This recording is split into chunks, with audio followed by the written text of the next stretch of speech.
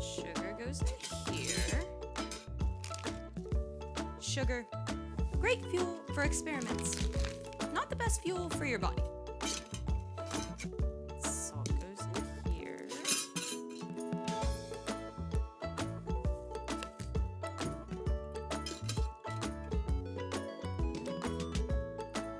Welcome to Story Lab. I'm just restocking our experiment supplies. This is the salt, and this is the sugar. Let's put these away.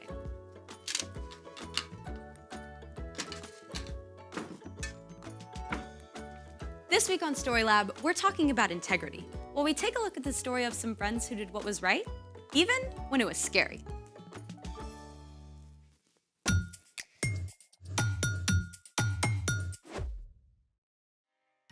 Hey, I'm Skylar. And I'm Sebastian. Today, we're talking about integrity, which is choosing to be truthful in whatever you say and do.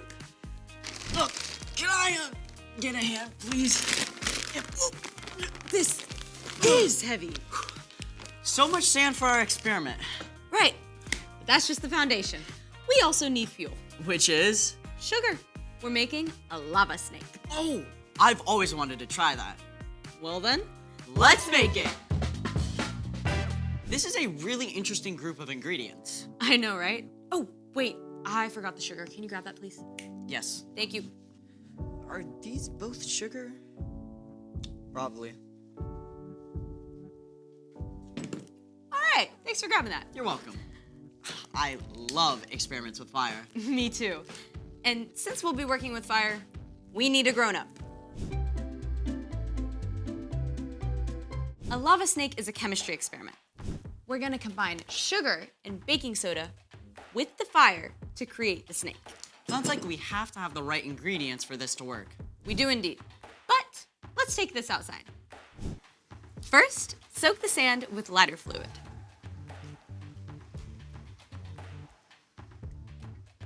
Then, mix your sugar and baking soda together. Thank you. It should be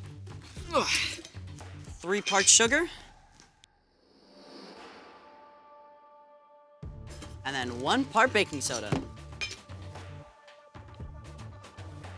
Mix it around a little bit. You can use a whisk. Ah, yes. And then we're gonna add our sugar baking soda mix into the middle. Now, we add our catalyst, which makes the chemical reaction happen faster. For our experiment, our catalyst is heat. All right. What's wrong with it? The sugar mixture is supposed to turn dark and then rise up. It's just not burning. Wait, do we have our ingredients right? Oh no. Salt puts fires out. Oh, that's my fault. I'm really sorry. I'll go get the sugar. We're not gonna see a lava snake if we don't have the right ingredients. Here's the sugar. How did you grab the salt? I'll be honest, I chose a random jar, and I didn't look at the label. I should have double-checked and did the right thing in the lab. Thank you for being honest. And at least salt doesn't do this. Ooh, that would be bad. I'm really sorry. You're forgiven. Let's do it again. Let's do it right this time. Yeah. Okay, first, add the fuel to the sand. Then, mix together the correct ingredients. 3 things of sugar. 1, 2, and 3. And 1 thing of baking soda. And then we pour it in. And now, the catalyst.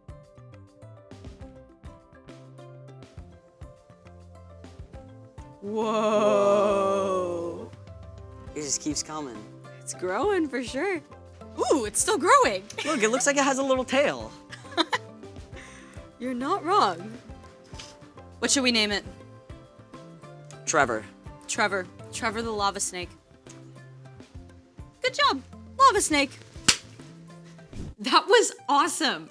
When we put the right materials together, we get to see amazing things. It's also super cool to watch the flames. But fire can be pretty scary. Speaking of, it's time for The story before the story. Today, we're in the Old Testament, the book of Daniel. God had a plan to bless the whole world through one family, the Israelites. But God's people kept turning away from God. At last, they were conquered by Nebuchadnezzar, the king of Babylon.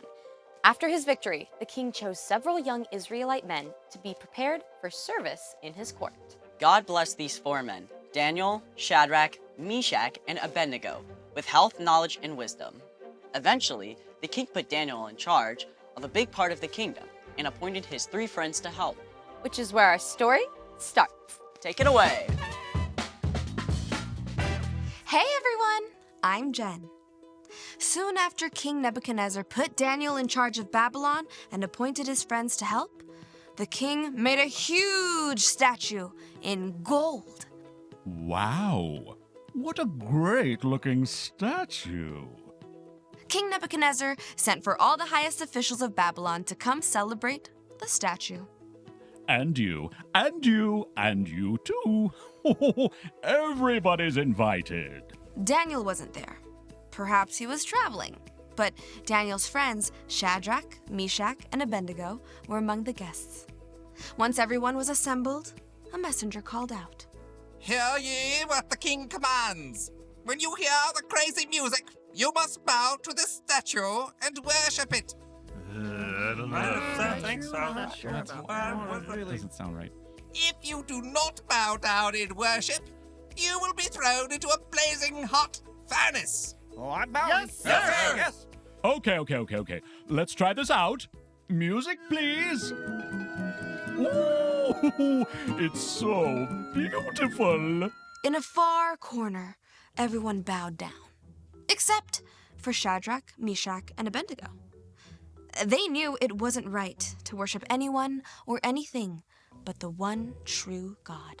Hey, Excuse me, security. Why are they They're not bowing? They're not bowing. Oh, majestic King Nebuchadnezzar! Long live the king! What do you want?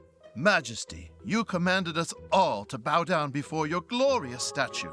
You said everyone should bow down when the music plays. You said if anyone did not bow, you'd throw them into the blazing hot furnace. Yes, and yes. Why are you telling me what I've already told you? Do you want to die? Oh, glorious king, we noticed those Israelites you assigned to help Daniel rule Babylon. Yes? We noticed they were not bowing. What? Their names are Shadrach, Meshach, and Abednego, in case you forgot. Yes.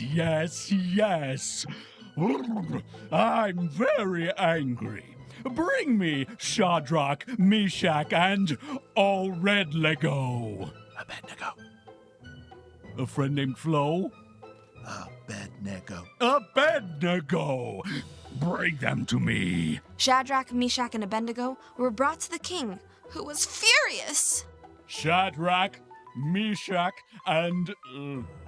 Abednego. I know your name. I gave it to you. Yes, sir. Did you or did you not bow before my statue when the music played? I'll give you another chance.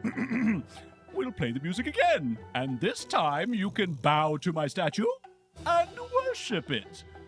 But if you don't, I will be forced to throw you into the blazing hot furnace, and what God could save you from that? Listen, King, I know you're angry, but nothing will change our minds. Yeah, that's right. If you throw us into the blazing hot furnace, our God is able to save us from it. Simple as that. And even if we thought he wouldn't, we still wouldn't bow to your statue. Or worship anyone but the one true God. Nebuchadnezzar became even more angry. He was steaming. He ordered the furnace to be made 7 times hotter than usual.